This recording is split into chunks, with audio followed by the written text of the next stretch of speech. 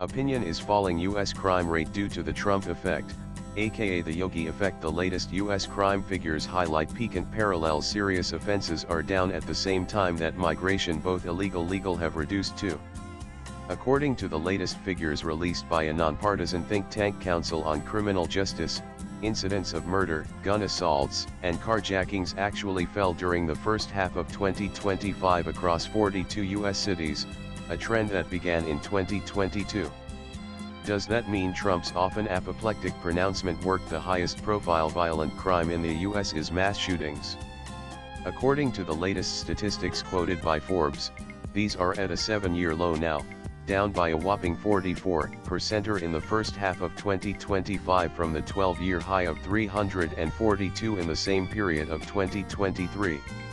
While the figure of 195 mass shootings till July 2 is chillingly high, it is actually 25% less than the 262 reported in the same time period in 2024.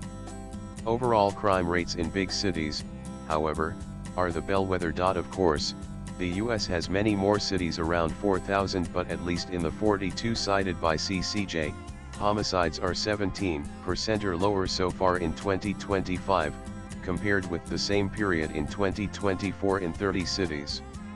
Only 5 cities saw a rise, ranging from 6 in Milwaukee to 39% in Little Rock, both of which have Democratic Party mayors.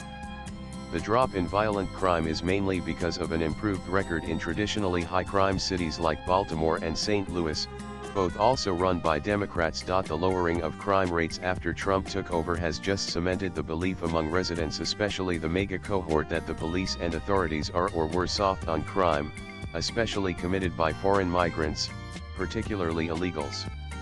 One of Donald Trump's campaign pillars was the issue of foreign criminals running riot during the lax Biden administration. And violent incidents perpetrated by illegals did seem to be soft-pedaled back then. But now, comparing violent offenses from the first half of 2024 and 2025, not only have murders fallen by 17%, but aggravated assaults were also down 10%, gun assaults 21%, sexual assaults 10%, robberies 20%, and carjackings 24%. But domestic violence cases rose by 3%.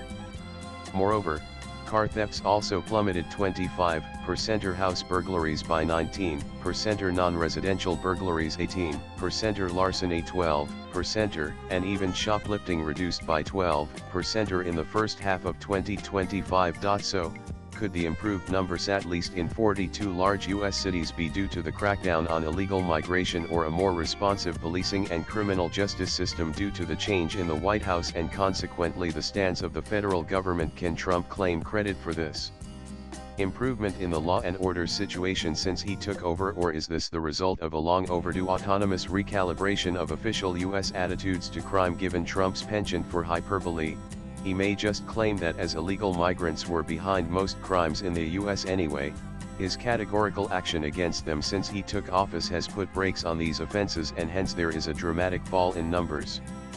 As always, there is a dearth of evidence to prove Trump wrong or his opponents right, for that matter. The falling crime rates do speak for themselves, however, and he has a right to appropriate them. Trump had posted on Truth Social post in late July that eliminating cash bail as a condition of pretrial release from jail has caused crime rates to rise in American cities that have enacted this reform. As usual, his critics point out that there is no evidence for his claim, but there is no proof that cashless bail has been beneficial either. So people will believe what they want, but much depends, again, on the vigilance of law enforcement to ensure compliance. His post apparently was based on a 2022 report from Yolo County, California, about a temporary statewide cashless bail system instituted to prevent COVID-19 outbreaks in courts and jails. It found that out of 70.6% of the 595 people released between April 2020 and May 2021 under cashless bail were arrested again, more than half of them repeatedly. But detractors point out that the reimposition of the bail system did not have the opposite effect either. Statistics may show falling rates, but mass shootings keep the public unsettled. 2 days after a gunman entered a building in New York and shot dead 4 before killing himself, Another man in Little Tiptonville, Tennessee also killed 4 of a family and is on the run. Public records show he was jailed for armed robbery in 2014 and released last September.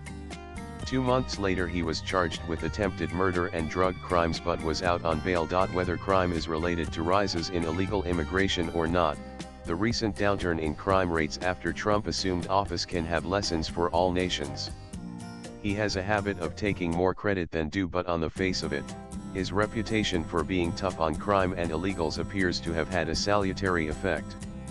In India, Uttar Pradesh, for instance, is usually in the news for bulldozers razing properties of criminal elements, but crime rates there are down too. This March, the UP government claimed in a statement that according to police records, robberies are down by 84.41% compared to 2016, while loot cases have fallen by 77.43%. Kidnapping, dowry-related murders and rapes have reduced too.